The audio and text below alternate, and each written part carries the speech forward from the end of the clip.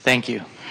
Took me right to the place where I can ask my question We know for we're showing off clarity. again. I know. So my question is about that alignment, and I know I can manifest, but many times, well, I have been to a lot of other seminars and a lot of things that say that 90% of what you're doing is subconscious or unconscious.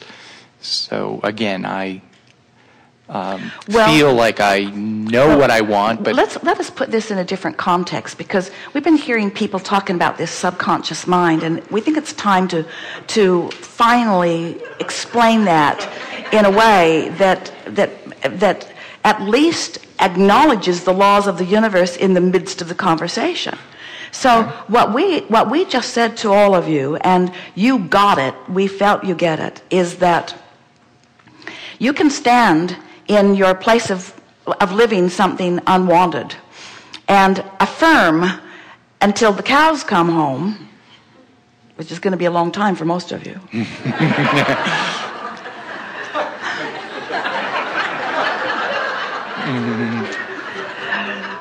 Of what you want.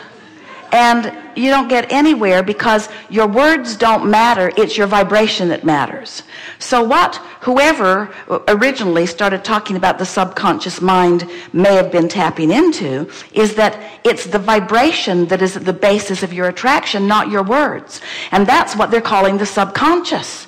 In other words, what's really going on is what you're offering vibrationally. But it's not subconscious. It's not subconscious. We will not shout. It is not. We will shout. It is not. It is not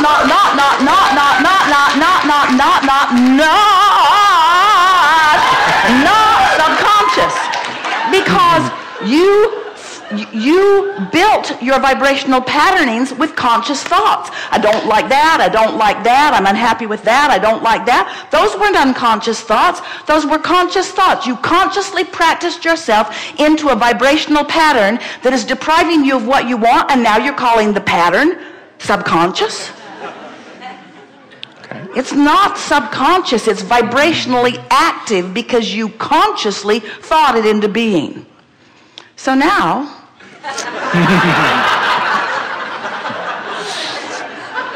however, when we ask you to generally tune before you fine tune, and we ask you to feel for an emotion, that's conscious too, isn't it? In other words, can you unconsciously feel for an emotion? It's all about focus, isn't it? So now you're going to consciously feel for an emotion and consciously place yourself in the vortex, and then you're going to consciously think even more specific about what you want. In other words, you are the creator of your own experience. It would be like saying, I'm the painter of my own picture, but I always do it blindfolded. And we say, well, that's just dumb. You could do so much better if you would use your eyes. No? I like to subconsciously paint. okay.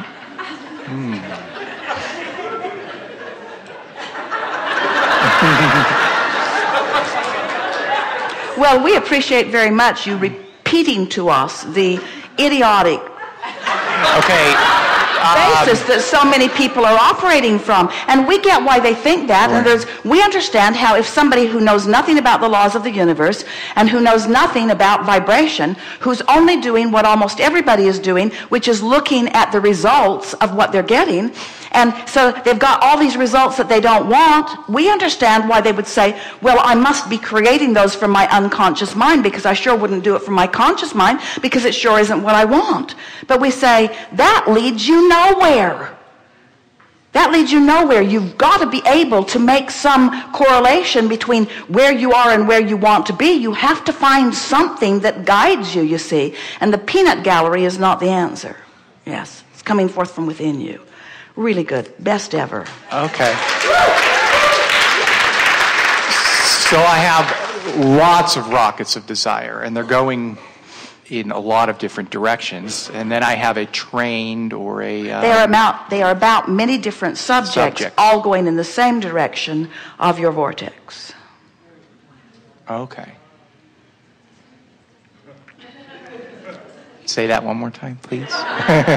Well, you said I have many different desires and rockets that are going in lots of different directions. Yeah. And what you meant was they're on lots of different subjects, but they are all going in the same direction, which is of your expansion, of your vortex. They're all going to where your inner being is and stands and bees. In other words, all your rockets of desire, because you're about to tell us that you feel scattered and all of that, and we want to.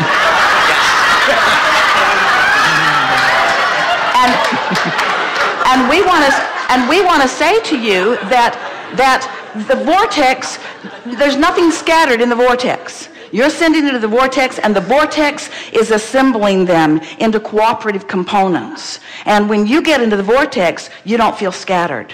It just unfolds logically for you. Okay, and a practice that will get me into the general or away from the scattered feeling to be able to. So what this sales job is that we're doing here, we're just wanting. So you came right with us. In other words, we know that you understand that it's about attraction and that you've got a point of attraction going on. We know that you know that. And so now we're just making it more vivid because we want you to realize that what your true point of attraction is in this vortex. That's your true point of attraction. So you have one singular intention, and it's not scattered, and it's not hard to understand, and it isn't hard to do. You don't have to sort out all the ideas, and you don't have to sort out all the subjects, and you don't have to figure out all the action. You don't have to do that. You have one important singular thing to do. Get in the vortex. Get in the vortex. And we've just been talking about that, and the easiest way to get in, well, first of all, you're in there several times every day, so just notice it and milk it when you're in there. But the key to the vortex for you and for almost everyone, especially in the beginning of understanding this, the key to getting in and staying in is find something easy that feels good and milk it.